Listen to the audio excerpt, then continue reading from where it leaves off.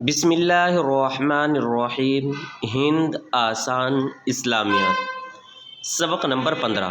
آئیے دیکھتے ہیں سبق نمبر 15 کی خواندگی یعنی ریڈنگ۔ دیکھیے یہاں سبق نمبر 15 کے اندر پیج نمبر 32 صفحہ نمبر 32، اذان کی ابتدا یعنی اذان کی ابتدا کیسے ہوئی، کس طریقے سے ہوئی، اس سلسلے میں یہ سبق ہے۔ کس طریقے سے لوگوں تک اذان کی آواز، یا یوں کہہ لیجئے اذان کس طریقے سے اللہ کے نبی صلی اللہ علیہ وسلم اور صحابہ اکرام کا ایک مجمع تھا، اس کے اندر یہ ایک بات طے ہوئی کہ اس آواز کو کس طریقے سے بلند کی جائے تاکہ دوسرے تک پہنچ سکے زیادہ سے زیادہ۔ آج کل تو کیا ہے، مائک کا زمانہ ہے، لیکن اس وقت اس دور میں تو یہ چیزیں نہیں تھیں۔ اسی سلسلے میں یہ سبق ہے، آئیے دیکھتے ہیں۔ اذان کی ابتدا، جب تک محمد صلی اللہ علیہ وسلم مکہ میں رہے، وہاں کافروں کے ظلم و ستم کی وجہ سے کھلے طور پر اللہ کا نام لینا بھی مشکل تھا۔ اذان کہہ کر اور سب مسلمانوں کو عام طور سے جمع کر کے جماعت کرانے اور نماز پڑھانے کا موقع کہاں مل سکتا تھا؟ اس لیے نماز اگرچہ مکہ ہی میں اور آن حضرت صلی اللہ علیہ وسلم کی ہجرت کرنے سے پہلے ہی فرض ہو چکی تھی، مگر یہ نماز وہاں چھپ چھپا کر پڑھی جاتی تھی، کھلے طور پر اذان اور جماعت نہ ہوتی تھی۔ لیکن جب آپ مدینہ تشریف لے آئے تو یہاں اتنی آزادی ملی کہ کھلم کھلا نماز اور جماعت ہو سکے۔ یعنی وہاں مکہ کے اندر کافروں کے حملہ کرنے کا خوف تھا، اتنی آزادی نہیں تھی کہ اذان کھلم کھلا ہو، ٹھیک ہے، لیکن یہ چیزیں، یہ شرائط یہاں ختم ہو گئی، کہاں؟ مدینہ کے اندر۔ فرض نمازوں کو مسجد میں اکٹھے ہو کر یعنی جمع ہو کر جماعت کے ساتھ پڑھنے کی تاکید بھی ہے اور فضیلت بھی۔ ہر نماز کے ادا کرنے کے لیے اللہ تعالیٰ نے الگ الگ اوقات مقرر کر دیے، انہی اوقات کا اندازہ کر کے مسلمان مسجد میں جمع ہو جاتے تھے اور رسول صلی اللہ علیہ وسلم ان کو نماز پڑھا دیا کرتے تھے۔ لیکن کام کاج میں مصروف رہنے کی وجہ سے اگر کبھی وقت کا اندازہ کرنے میں چوک ہو جاتی تھی تو جماعت کے ساتھ نماز نہیں ملتی، اور جس کی جماعت چھوٹ جاتی اس کو بڑا افسوس اور صدمہ ہوتا تھا۔ ایک دن حضرت صلی اللہ علیہ وسلم نے صحابہ سے مشورہ کیا، ٹھیک ہے، کہ کیا ایسی کون سی صورت اختیار کی جائے کہ جب نماز کا وقت ہو جائے تو عام طور پر لوگوں کو ان کی اطلاع ہو جائے اور لوگ مسجد میں اکٹھے ہو جایا کریں۔ اللہ کے نبی صلی اللہ علیہ وسلم کچھ صحابہ کو بیٹھا کر کے یہ مشورہ کیا۔ آگے دیکھیے، کسی نے کہا ایک اونچا سا جھنڈا بنا لیا جائے، ہر نماز کے وقت اس کو کھڑا کر دیا جائے۔ کسی نے کہا خوب زیادہ سی آگ جلا دی جایا کرے۔ کسی نے کہا نرسنگھا میں پھونک مار دی جائے اور لوگ اس کی آواز سن کر جمع ہو جایا کریں۔ کسی نے کہا ناقوس بجایا جائے۔ لیکن ان میں سے کوئی رائے بھی رسول صلی اللہ علیہ وسلم کو پسند نہ آئی۔ حضرت عمر رضی اللہ عنہ نے کہا ایسا کیوں نہ کیا جائے کہ ہر نماز کے وقت کسی کو بھیج دیا جائے کہ وہ لوگوں میں پھر کر اس بات کا اعلان کر دیا کرے کہ نماز کا وقت ہو گیا، ٹھیک ہے۔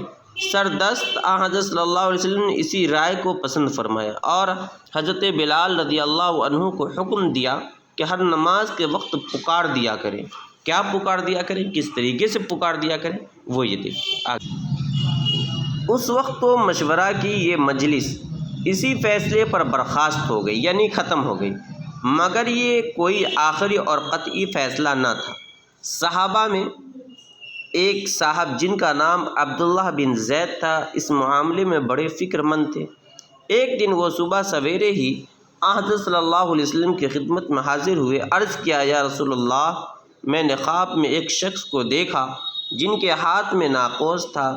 میں نے ان سے پوچھا کیا آپ اس کو بیچیں گے؟ انہوں نے کہا تم اس کو لے کر کیا کرو گے؟ میں نے کہا ہم اس کے ذریعے نماز کے اوقات کا اعلان کریں گے۔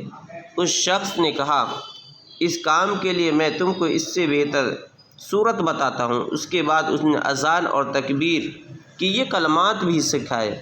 یہ وہی کلمات تھے جو اذان اور تکبیر میں عام طور سے آج کل کہے جاتے ہیں، اور اس کتاب کے پچھلے حصے میں تم ان کو پڑھ چکے ہو۔ رسول صلی اللہ علیہ وسلم نے خواب کی یہ تفصیل سن کر فرمایا یہ خواب سچا اور حق ہے انشاءاللہ۔ یعنی حضرت زید نے جو خواب دیکھا تھا، انہوں نے اللہ کے نبی صلی اللہ علیہ وسلم سے حضرت عبداللہ بن زید نے جو خواب دیکھا تھا وہ اللہ کے نبی صلی اللہ علیہ وسلم کو بتایا کہ اللہ کے نبی صلی اللہ علیہ وسلم ہم نے خواب میں اس طریقے سے دیکھا اور یہ دیکھا۔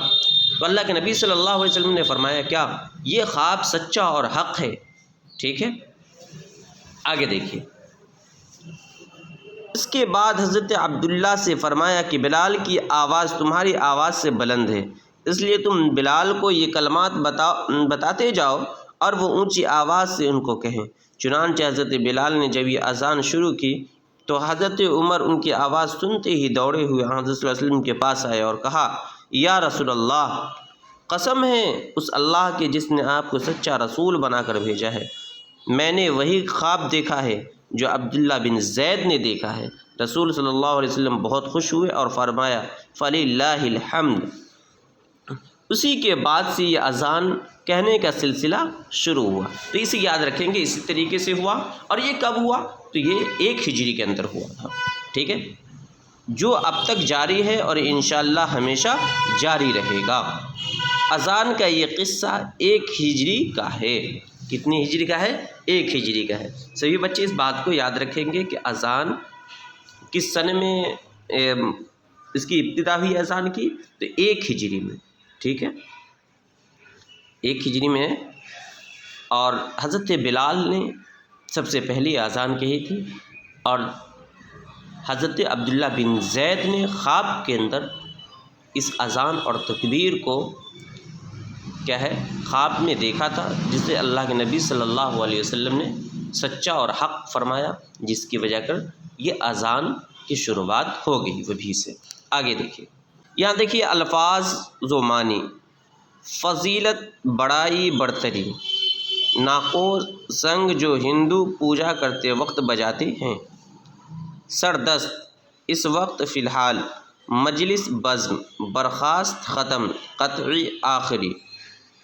دیکھیے اوپر سوال و جواب ہے اس کا انشاءاللہ۔ یہ سوال و جواب اگر ہوگا سلیبس میں تو یہ کرایا جائے گا کل، اور اگر نہیں تو اومٹ رہے گا۔ یہاں دیکھیں نیچے دیے گئے الفاظ کو خالی جگہ میں لکھو۔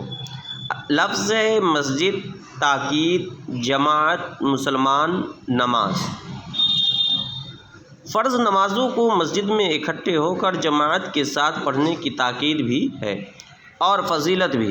ہر نماز کے ادا کرنے کے لیے اللہ تعالیٰ نے الگ الگ اوقات مقرر کر دیے ہیں، انہی اوقات کا اندازہ کر کے مسلمان مسجد میں جمع ہو جاتے تھے، اور رسول صلی اللہ علیہ وسلم ان کو نماز پڑھا دیا کرتے تھے۔ کسی نے کہا ایک اونچا سا جھنڈا بنا لیا جائے، صحیح۔ ہر نماز کے وقت اس کو کھڑا نہیں کیا جائے، غلط۔ کسی نے کہا خوب زیادہ سی آگ جلا دی جایا کرے، صحیح۔